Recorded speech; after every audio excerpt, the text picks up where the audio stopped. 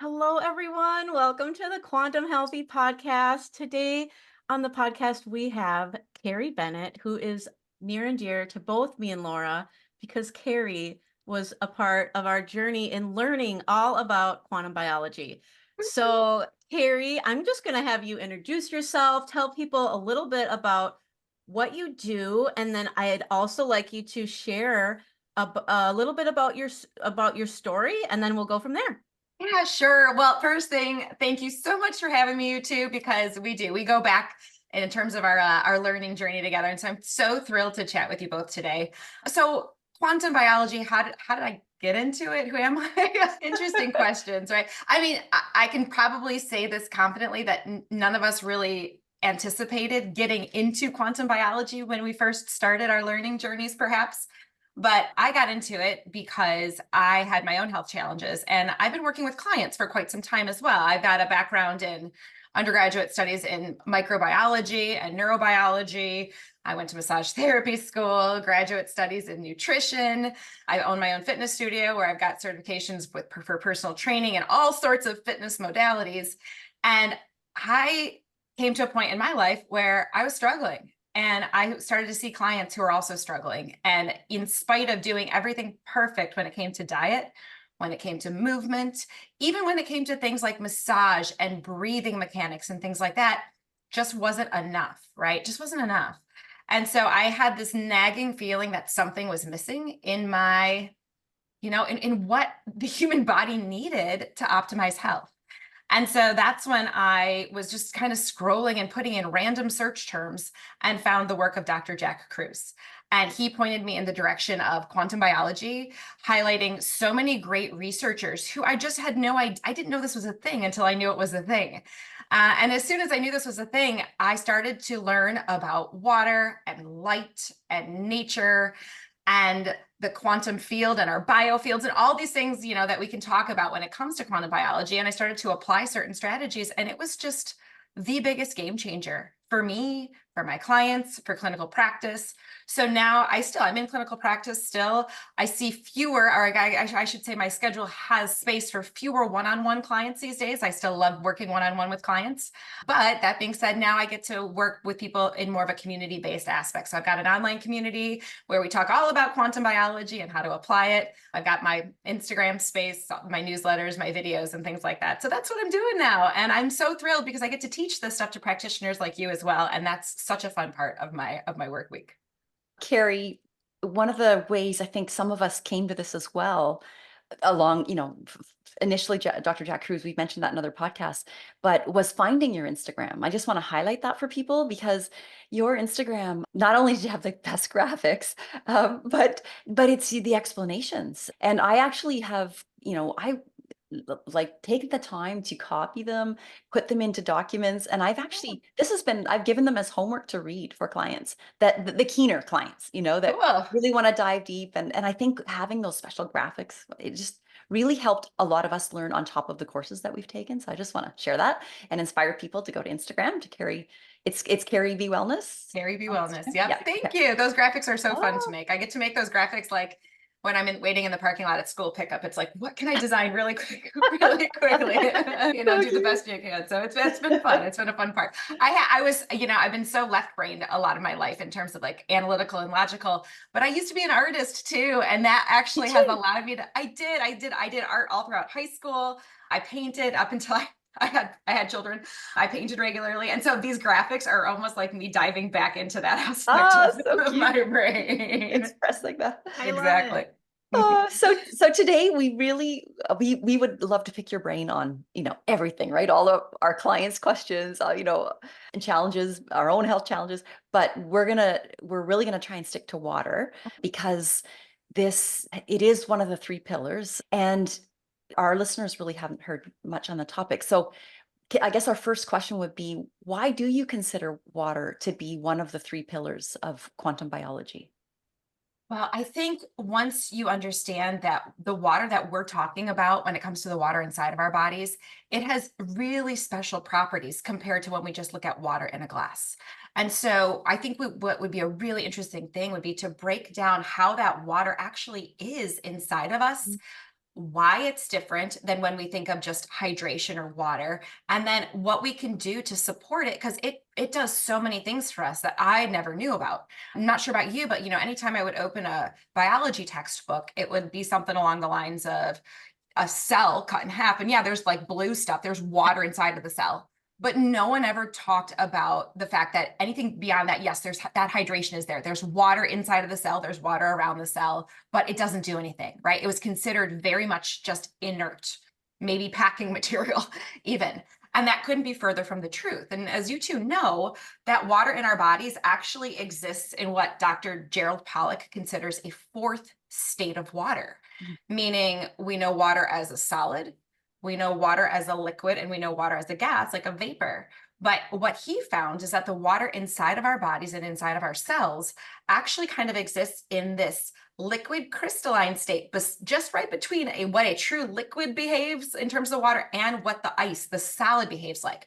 And so that liquid crystalline state of water that he termed EZ, or exclusion zone water, he tested it for so many different properties. And we now know that we can actually truly get energy from that water. And I don't know about you, but that was a game changer for me, because my assumption was that the only way I was ever able to get energy for my body was through the food that I ate. And to understand that the water inside of me actually was a source of potential energy to run all of my cellular programs. And I learned how to there's ways that we can optimize it. Mind blowing, right? Mind blowing in terms of how empowering that is to understand. Okay, so you covered a slide, part of a slide that Andy and I found on the paradigm shifts with water. So the first one being, we always thought it came in 3 phases, and now we know it has this 4th phase. And then the second one, I think you covered that it's not just there, it doesn't. The old paradigm was that it didn't play a significant role, but the new paradigm is that it's a foundational role, right? In both energy, and then we do want to get to that communication piece. So hold that Love it. thought for us, okay? And the third one that you've taught us is to hydrate. You don't just have to drink a lot of water. And I actually have a client ask me yesterday, like, Laura, like, what is the right amount of water, and how much water do I drink? And then I found myself, asking her a bunch more questions. Well, what is your source of water? Like, and turns out it was tap. So she's drinking like 12 glasses of tap water a day, and then the rest with black tea with the same tap water. So love for you to share just this idea of what is the paradigm shift with hydrating in terms of having to drink all this water. What's another way to hydrate the body? Yeah, sure. So I do view hydration through the lens of 3 different things, right? So 3 different sub pillars. One Okay. would be yes. I mean, we do ultimately need to drink some water. The vast majority of people are not able to produce mitochondria super effectively inside of their mitochondria, which we're going to talk about in a second. So water consumption is important, but it is by no means the only way that we hydrate. And in fact, it really only maintains the hydration of our blood, right?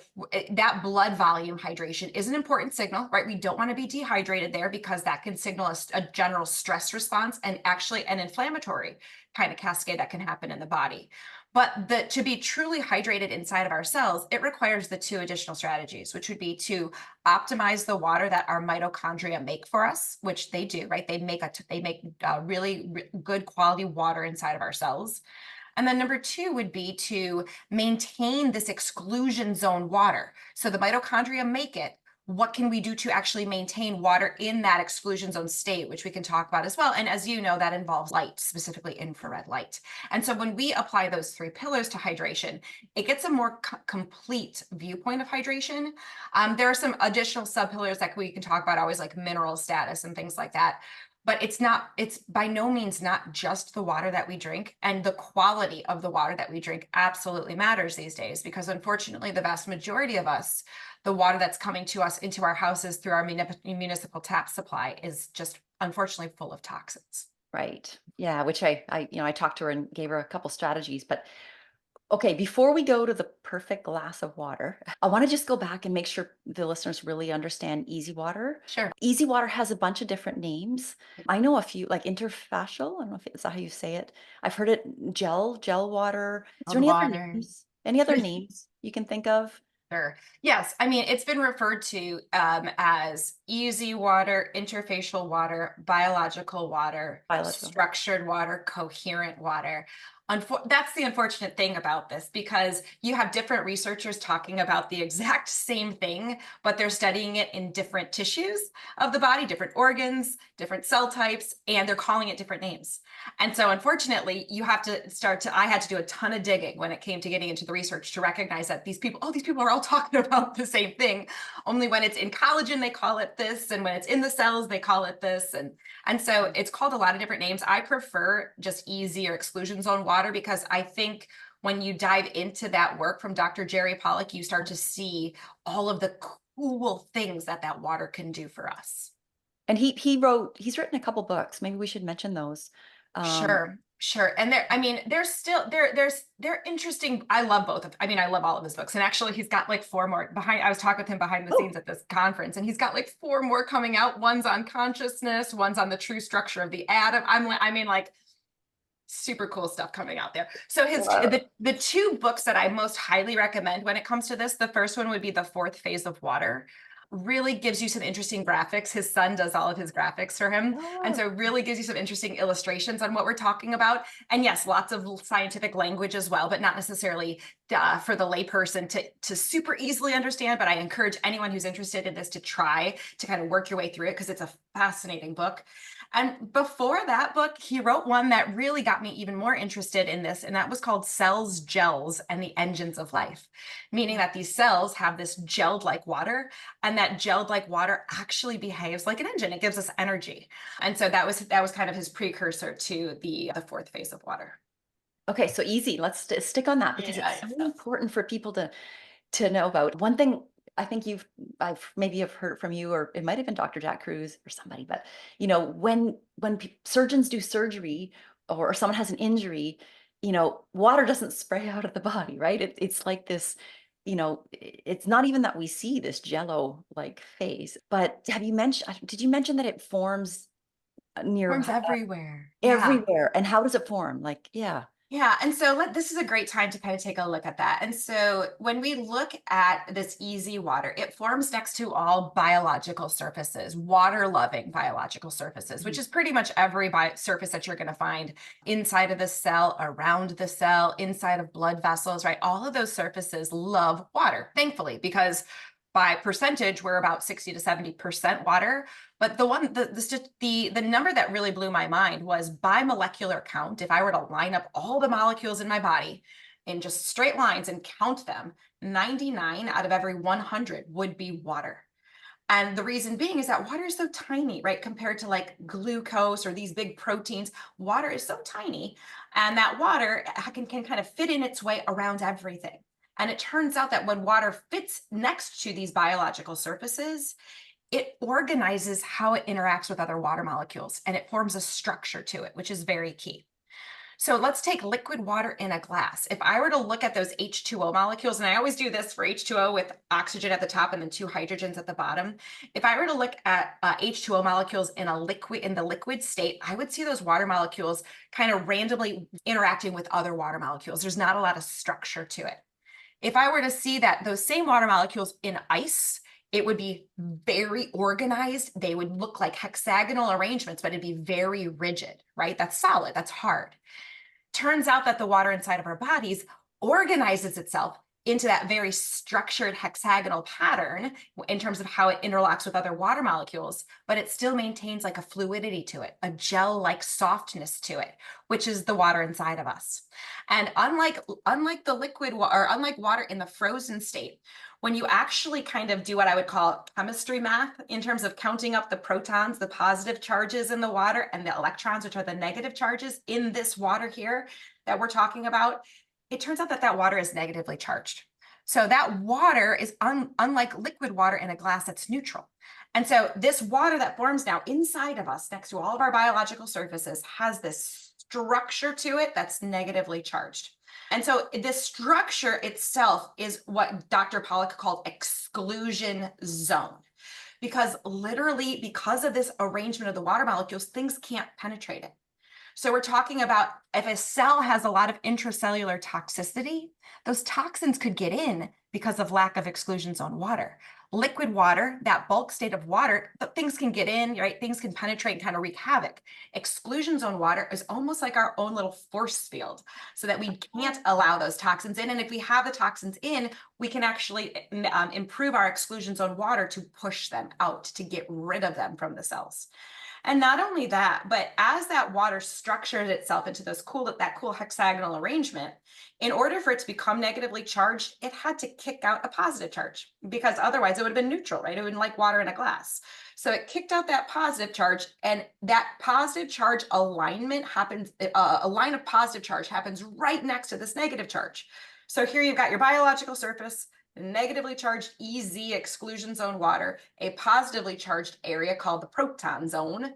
And Dr. Pollack showed that you could stick a little electrode, which is a tiny little, almost like a little needle attached to a wire in each of them, connect it to a light bulb, and it would light a light bulb.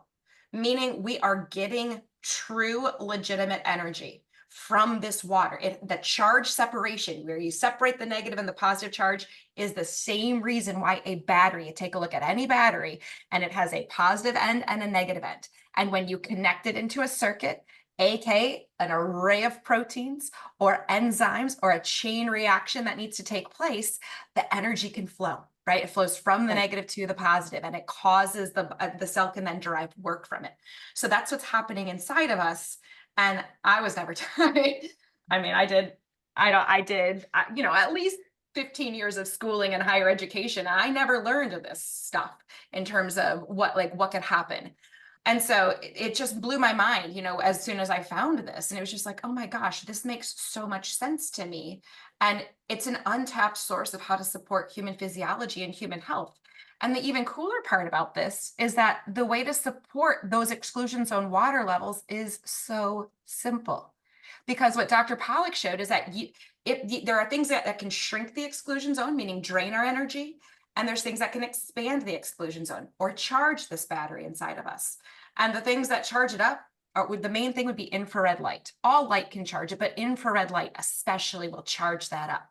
And sunlight always contains at least 40 to 50% infrared light, regardless of whether it's sunny, cloudy, hot, cold. You know, it's like we can literally go outside and we soak in this light, that those infrared wavelengths of light penetrate deep into our bodies, and they charge our water battery. And if we didn't have access to it from sunlight, what would we have had access to? Campfire, right? And then we have and there's also a lot of more northern and colder latitudes that have a tradition of sauna. And so you see that we knew almost instinctively that these things, we needed that warmth in the winter when maybe the infrared was a little lacking compared to the summer. But either way, it's really easy for us to access sources of infrared and charge that water battery back up when that energy gets depleted. You have it was a post that I think has become it's become a famous quote in the quantum biology world, which is, you are a battery made of water charged by sunlight, something like that. That's exactly what it Did I get it is. right? Yeah. Okay. And I got it Jerry Pollack approved when I spoke with him last. Whoa. So yeah, we are, right? Doesn't it make sense that water organizes itself into a battery? That battery is made out of water, right? And it's charged by sunlight. So to me, that means that lack of sunlight is by far one of the things that can cause our cells to become dysfunctional. Because if that cell becomes drained of energy, it can't run all of its tasks. And if it can't run all of its tasks, it has to pick and choose just the most, you know, pertinent things to run. It can't run all of its, you know, oh, yeah, I want to tidy up this, or I need to take care of this, but no, we don't have the energy for that. So it's only going to run just the few programs that it absolutely needs, but that's not a cell that's in a thriving state of health. So if we can charge that energy back up by charging that exclusion zone water, all of a sudden, this cell now can run all of its tasks. So, okay, back to the easy water. Sorry, would you consider? I had open windows. Go away, fly. Good. It's that time of year. You're getting your infrared, right? Right. Okay, good question, Carrie. Can you get infrared through a window, through an open window, or through a window and through a screen? Through an open window and a screen, absolutely. Through a closed window, especially modern window glass, no, it's going to be lacking, because that's how modern window glass was designed, right? It was designed for energy efficiency, meaning it's not going to want the infrared to let the infrared in, because it's going to change how much energy the building needs to use to either heat up or likely cool down the space. Okay. So another area of easy water, a property of easy water, I guess two things. I've heard, I think from you, that it's a semiconductor of electrons. We Mhm. can consider it that. Okay. Yeah. And with easy water, my understanding from you and now other places is that it traps EMFs, electromagnetic frequencies.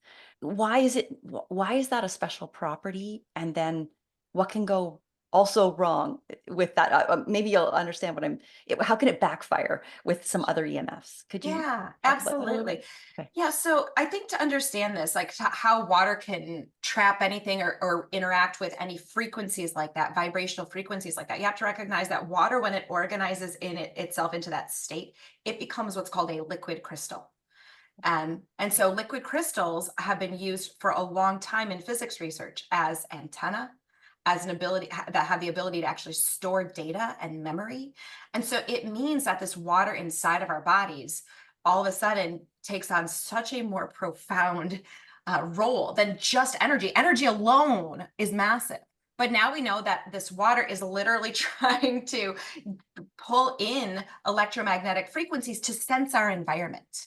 Now, here, okay, I'll go here, because I mean, I know you two get this, and I hope the listeners will be able to follow along with this, but we have to be able to sense our environment beyond just our five senses, sight, touch, taste, smell. We have to be able to sense other aspects of our environment. And one of the things that we have to be aware of is that our environment is actually full of invisible energy.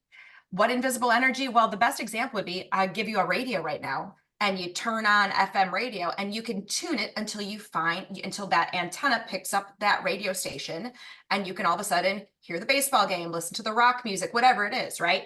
And so we know that we're bathing in invisible energy, and there's ways that we can tap into it. The water inside of us is that antenna as well, because we would need to have known, like, okay, what is there a potential threat in my environment? We literally know that, has anyone ever walked into a room or like into a place, and you get this vibe and you're like, there's something here that doesn't quite feel right, Yeah. and or the other way around, right? Instead, you can say something along the lines of, oh, this feels like a really joyful place, right? I really enjoy being here.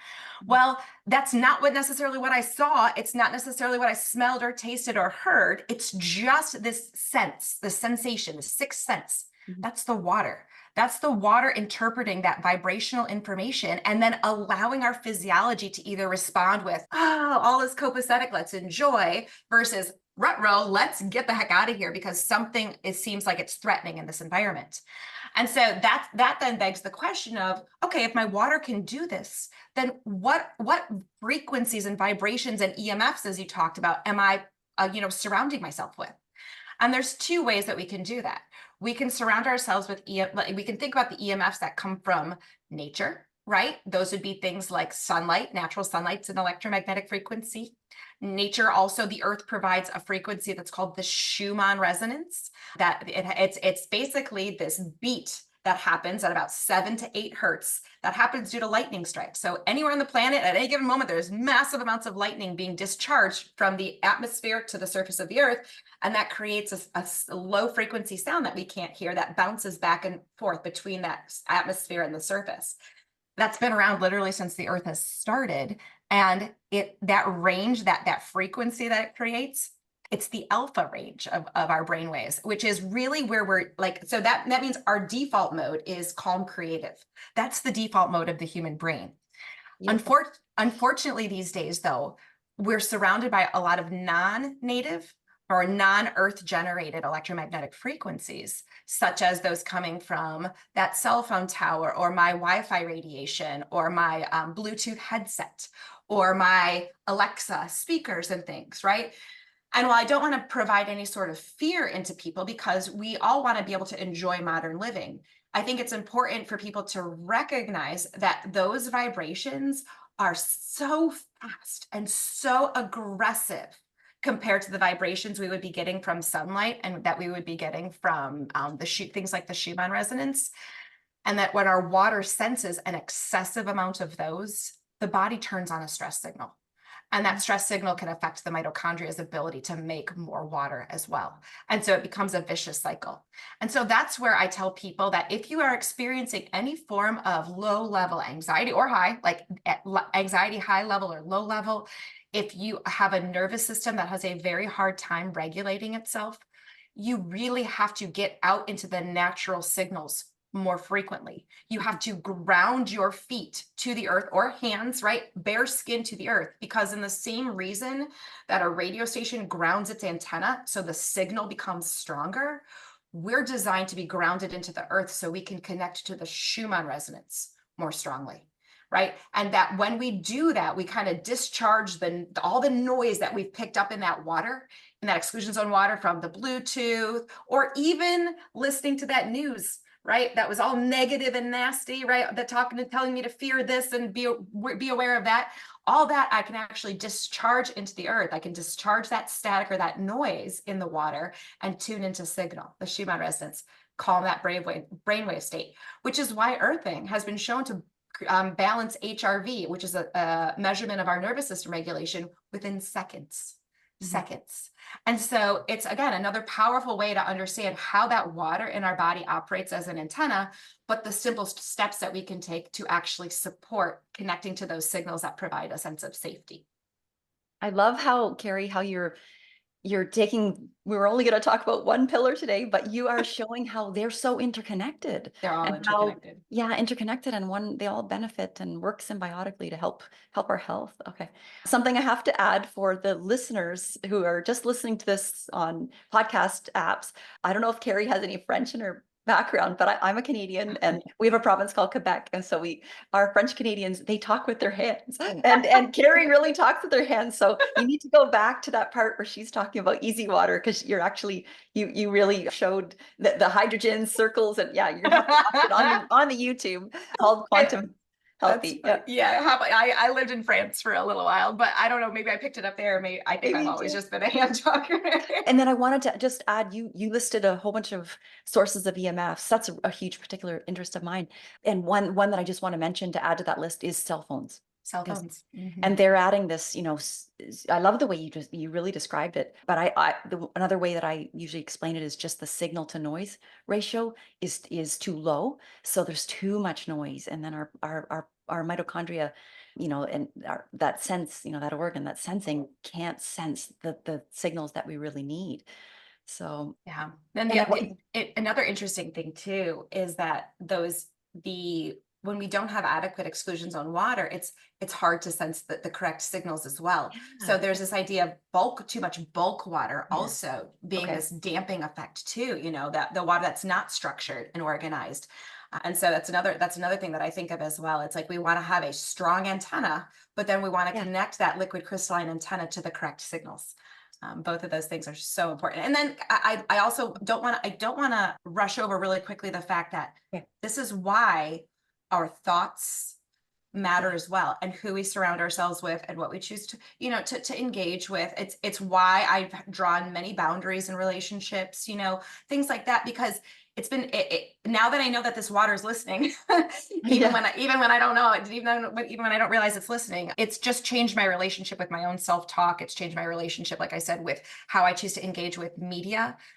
Even though I run a business on social media, I'm disengaged in a way where I can read something but not react, right? Because I used to be a reactor. I got to prove myself. I got to argue with this person. I can't do that. Like that doesn't serve me, because I know that my water is responding to that, and that's then dictating the health of my cells. And so it's really given me an awareness that I never had before about how I engage with the world. I love that you said that, Carrie. This is something that I teach in my community for people in recovery. And you've mentioned already, like, so many crossovers and parallels with I've actually stopped cussing so much. I was quite the potty mouth, but now I'm always like, well, if I say the F word, I just imprinted it on my water, and it's getting confused, and I don't want to do that.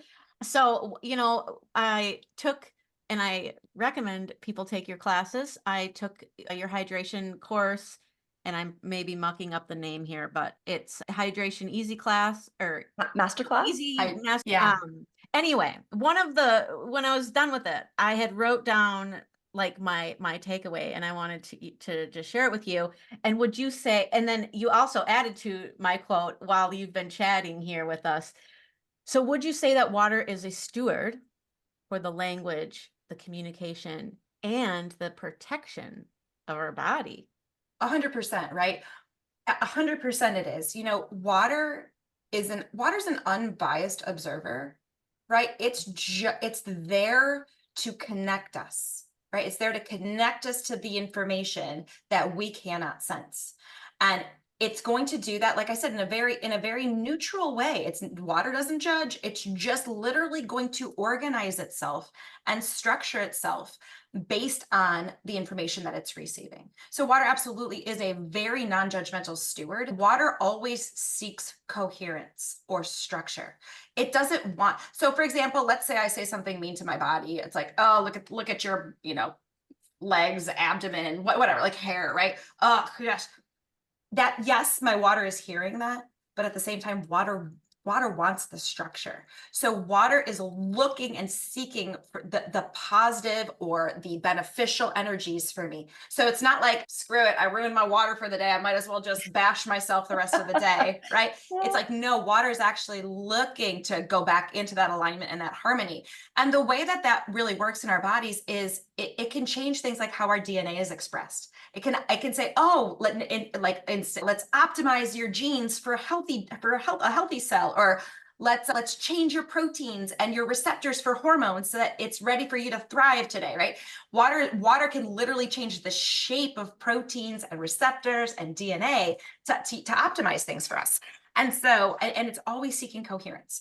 And so, yes, I emote. Are you kidding me? On the basketball court, if someone does me dirty, you undercut me on the basketball court, I can't help but say something. But at the same time, I do know like healthy expressions of emotion are a very important thing, right? A very important thing. And at the same time, we can recover that water and that coherence very quickly because we have the water seeking that coherent energy and information that we're providing it.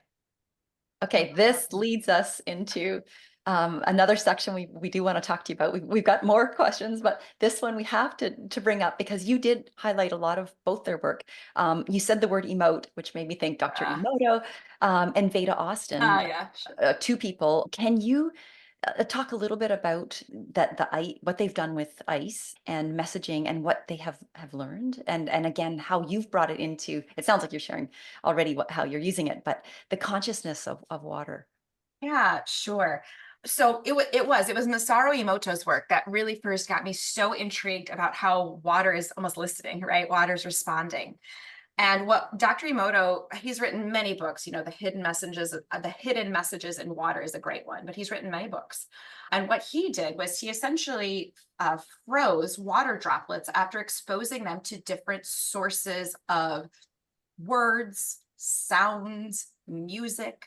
And through how the water either organized itself into a crystal, like a beautiful, like the ideal structure of water is a hexagon. Think about snowflakes. It's got hexagons with little branches coming out that have hexagons on them, right? And so if water can organize itself into those beautiful hexagonal style crystals, that means that water has gained structure. And when water gains structure, it gains energy. This is a separate researcher. This is Dean Radin and Konstantin Karatkov, two amazing researchers as well. So as that water gains structure, we now know that water has more and more energetic capacity to it to donate to us or to enhance the water that's already inside of us. When he wrote water or spoke to water words of love, gratitude, joy, music that was subjectively pleasing to him, he found that water was very ready to organize itself into these beautiful hexagonal crystals. And you can see many, many images of this online if you Google it. Contrarily, when he would speak words of negativity and fear and hatred, I loathe you, right? When he would speak those sorts of things to the water actually would either form very amorphous crystals or almost would just look like a blob, like nothing would form, which is then synonymous with lack of energy, lack of information that's in that water. And so then it's beautiful work. He's been criticized, unrightly so, because he only allowed like-minded individuals into his lab. And so they said, oh, you're trying to control the experiment, you're trying to influence your experiments, but he knew how responsive water was. So he knew he needed to have other people who had the same appreciation for water as he did to go into his lab to be able to notice these differences, because otherwise the experiments might have been confounded by other people's negativity. Now, that being said, his work has been taken another step further by Veda Austin, who's just such a lovely, amazing researcher when it comes to water. What she does is she takes petri dishes of water and exposes them to not only words, but to sounds, to thoughts, to images. She puts tears in them. People, I don't know if she has, but people have sent samples of urine, right? And I've or the people have done their own urine samples and have flash frozen it using her technique. And you can learn her technique on her website. I believe it's just vedaAustin.com. She's got a brand new book out, which is great too. And what you'll start to see is very similar, but instead of looking at the tiny microscopic water samples that Emoto looked at, you see now in a petri dish how the water responds and organizes itself. And so it will literally create, when it's flash frozen, it will literally create images in the water in response to the energy or the image or the information that it's receiving. And the even cooler part of this is that she found what are called hydroglyphs, which are instead of hieroglyphs, hydroglyphs. So water images that are consistently appearing in water in response to the same input. So you could write the word love in English, you could write the word love in Italian, you could say the word love, or you could feel love. And all of a sudden that water, when it flash freezes, it'll show that hydroglyph for love.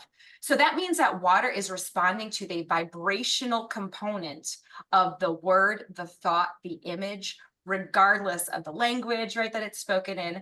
And that then water is basically repeating back that it's heard that, and that's how it's organizing itself.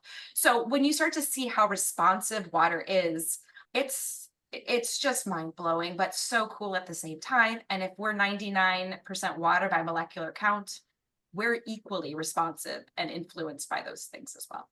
It makes you wonder the implications of this knowledge as people say more and more people start, find out how to do this petri dish and can learn from and really see that waters can give these messages and is listening.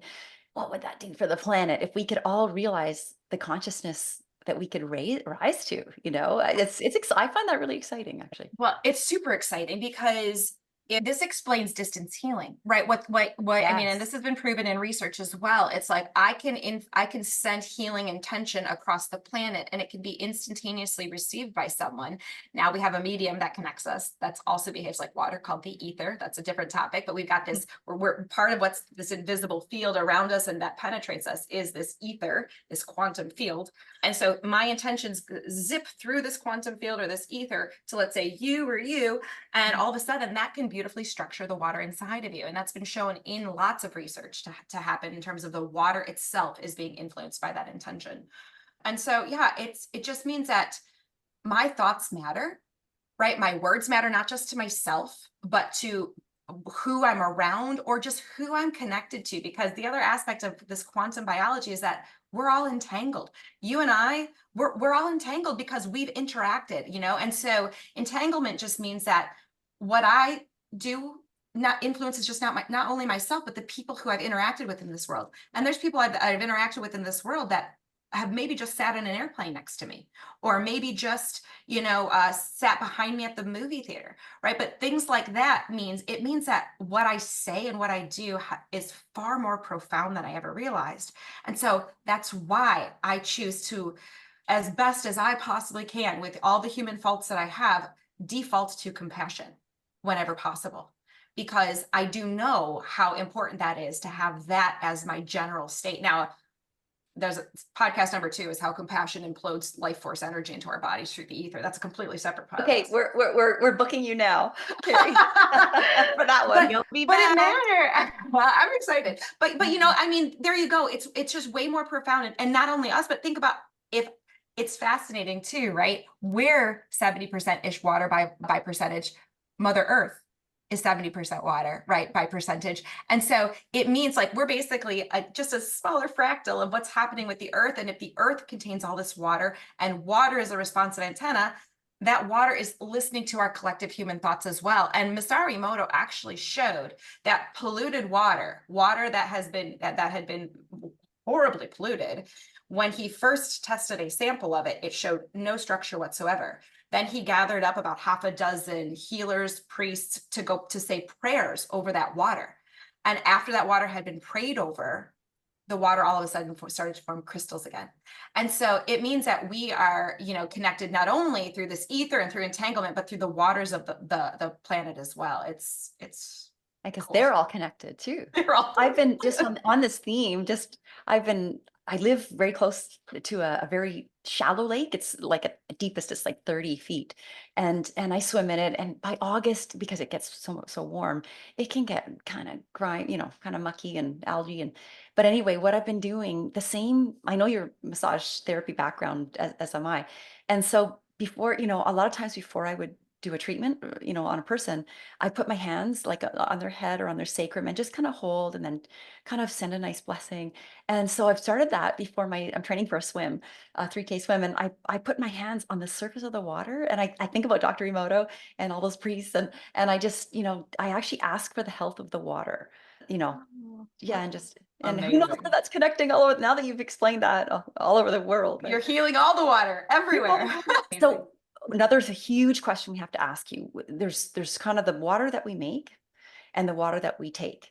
Can you kind of give us some ideas on how to make the perfect, the water that we take, meaning what we drink, to how to make the perfect glass of water? Yeah, sure. I know that's a whole podcast in itself. Oh, but it's great. We can break it down a little bit at least, okay. to say like, number one, we have to do the best job we can with filtering our water, right? And I don't want to put any budgetary limitations on that, because you just do the best you can, whether it's a Berkey filter or whether it's a whole house reverse osmosis or distillation. So reverse osmosis and distillation really do remove all the impurities from the water, especially the chemical toxins that are pretty pervasive these days. But do the best you can, right, to remove the toxins, because those toxins will impact our ability to form exclusion zone water in the first place. It'll impact the ability of our mitochondria to make that water for us, right? So there's a lot of implications by being able to just eliminate toxins for what we ingest. So step one is filter. Step two would be remineralize. Add a little tiny bit of minerals back to water, because we never would have found distilled water in a natural spring, right? That water coming from a natural spring would have been not full, but would have had trace amounts of minerals in it. And those minerals, while they don't necessarily contribute to, the mineral status of my body, they're not a massive source of minerals by any means. They actually make the water better absorbed, right? I don't know about you too, but I've had countless clients who would come to me and it's like, well, I'm drinking 12 glasses of water a day of reverse osmosis water, and it just flushes right through them, right? It's like, I still have dry skin, dry hair. I just feel like, I'm constipated, right? All of those signals of dry skin, right? It's like, so that water is, yes, you're drinking water, but how are you absorbing that water? So, my rule of thumb is, in general, I'll use both ounces, and it's about 300 milliliters / let's say 10-ish ounces of water. Here's just a little bit of trace minerals, right? A little thing of trace minerals. You can dissolve, you can even dissolve your own high quality sea salt, like Celtic sea salt, in water and do the same thing. But literally in that type of a glass, I might add 2 drops of this, right? Like in that full glass. So we're not talking about making the water taste salty in any capacity, but we are talking about how those minerals and the charge around those minerals pulls that water better into our bloodstream. And that's where we start that hydration process.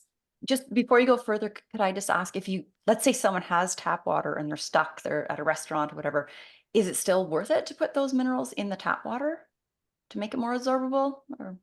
Yeah, whenever I'm exposed to tap water, I say a blessing. Okay. Right. It's like, may my body take what is nourishing from this water and leave the rest, or excrete the rest, right? Something along those lines. Yeah, it's not that tap water is not ideal no matter what. So I wouldn't say that adding a couple of minerals is all of a sudden going to transform that tap water into a really great source. So sip on it. For me too, I don't necessarily recommend drinking a ton of water during meals per se, because the absorption happens better on an empty stomach. And so really, if you're going out to a restaurant heading to eat, you do want to have a glass of water from home. Let's say again, 10 ounces to 300 milliliters of water, about 30 to 60 minutes prior to that meal, of the best of the water that you're transforming into a higher quality water. Because what that does is that actually provides the hydration to create a better mucus lining in the gut. And then the stomach can start to make more acid, safely make more acid to help you digest your food. Right. And so it's a really great strategy to get into if you can maybe have that, like say, okay, about 60 minutes to 30 to 60 minutes prior to my meal, that's when I'm hydrating. And during my meal, if I want a couple of sips, fine, but it's not a main source of hydration. So we purify it as best as we can. We add just a little bit of minerals into it.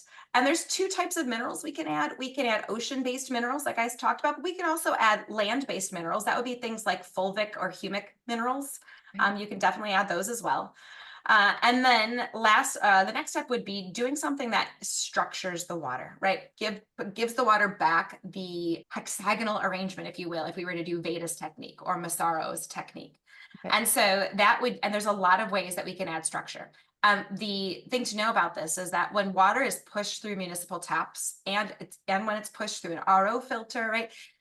The water molecules lack that structure. They would look really amorphous if we were to do Veda's technique.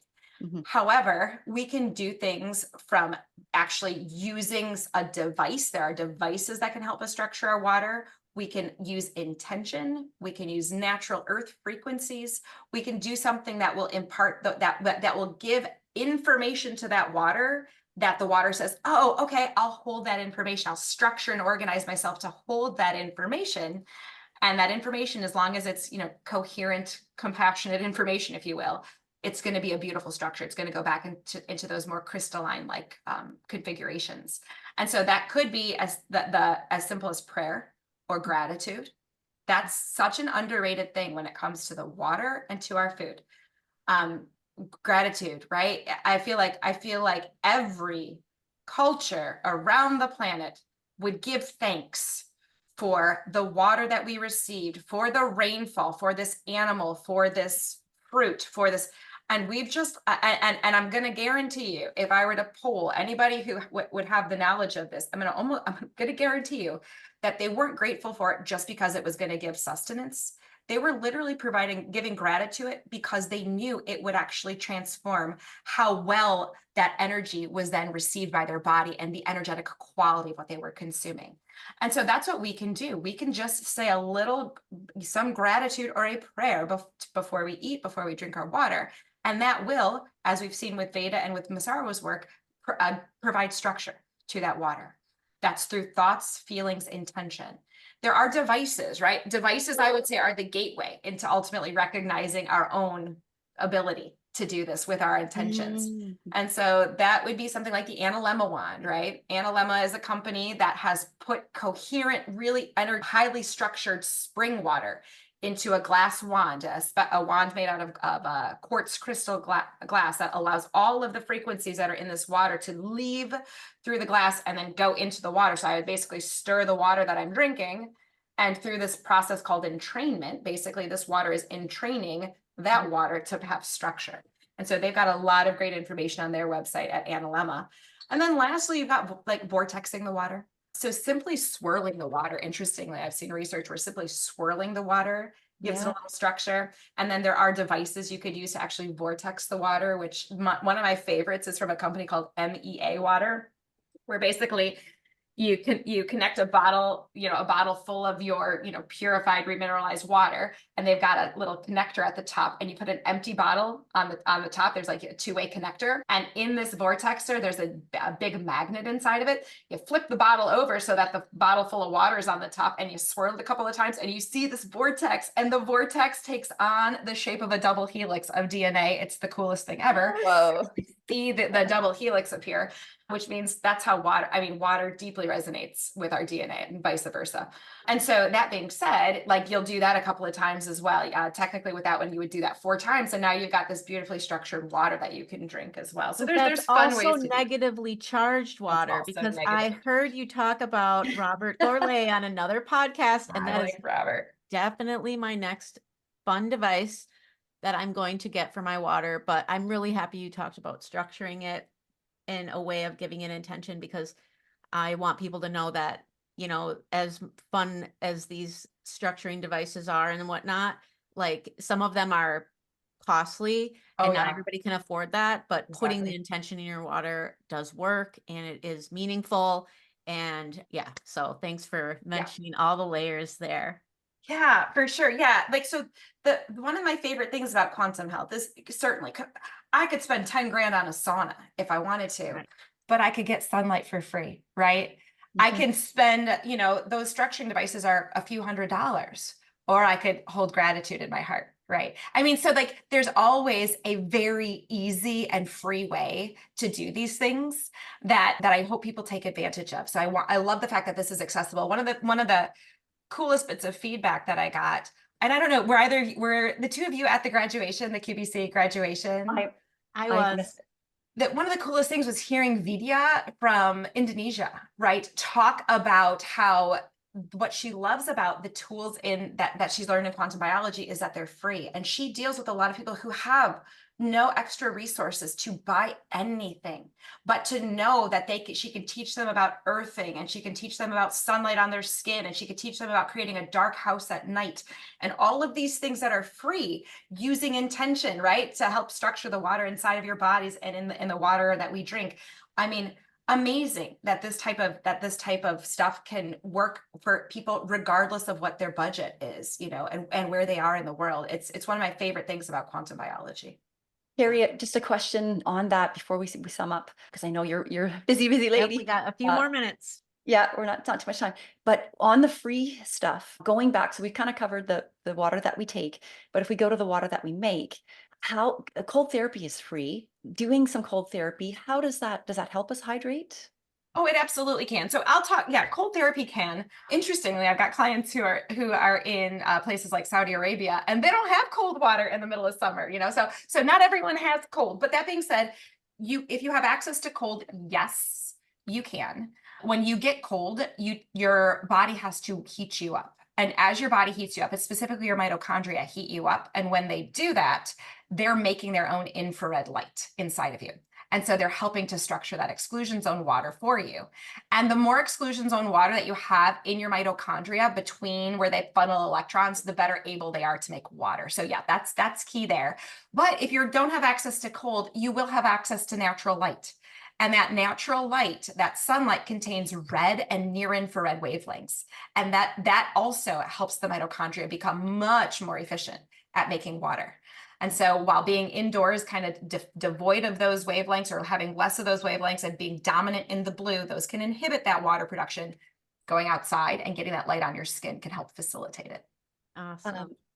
Yeah, and then I guess to finish, what would be the biggest dehydrators? Because I know that Andeea really wants. I was hoping you're going to mention one that's Oh, in the quantum recovery space. But what are the big dehydrators in for our health? Yeah, you know, the ones that so there's several, but the ones that I think are pervasive these days that a lot of people aren't even aware of would be the non-native EMFs from things like wireless devices. So anything that is wireless or Bluetooth, all of those things emit the frequencies that actually not only affect our ability to make water inside of our mitochondria, but literally they deplete our exclusion zone water. And so they're shrinking that battery for us.